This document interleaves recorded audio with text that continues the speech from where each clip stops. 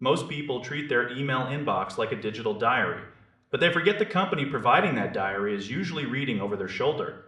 We have been conditioned to accept that our personal data is just the rent we pay for using the internet. This is why everyone is suddenly obsessed with Swiss based alternatives that promise to lock the door and throw away the key. The claim is simple: they offer end to end encryption and zero access storage.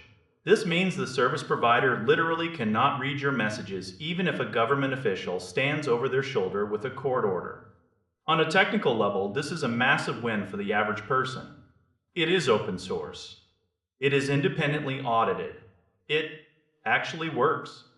If a hacker breaches their servers, they find nothing but scrambled noise. But there is a dangerous gap between being private and being invisible. This is where the story gets messy.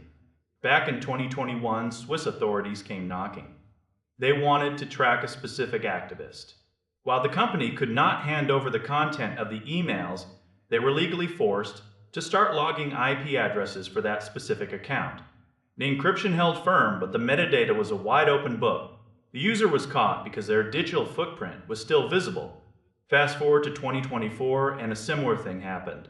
This time, the weakness was a recovery email address linked to a major American cloud provider. Authorities did not need to crack the code. They just asked the other company who owned that recovery account. This is the reality most people ignore. Your email body might be a secret, but your connections are not. Then there's the issue of subject lines. Most users assume the entire email is a black box. In reality, the subject line is often left unencrypted because of how standard email protocols work. If you send an email with a sensitive title, that title is visible as it travels across the web. It is like sending a locked safe through the post, but taping a note to the front that lists everything inside. Furthermore, that famous encryption only works if both people are using the same secure service.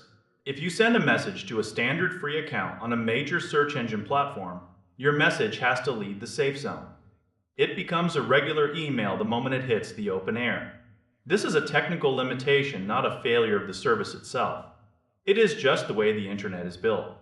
To get the most out of these tools, you have to layer your defenses. You cannot just flip a switch and expect to be a ghost. You need a reliable virtual private network to hide your location.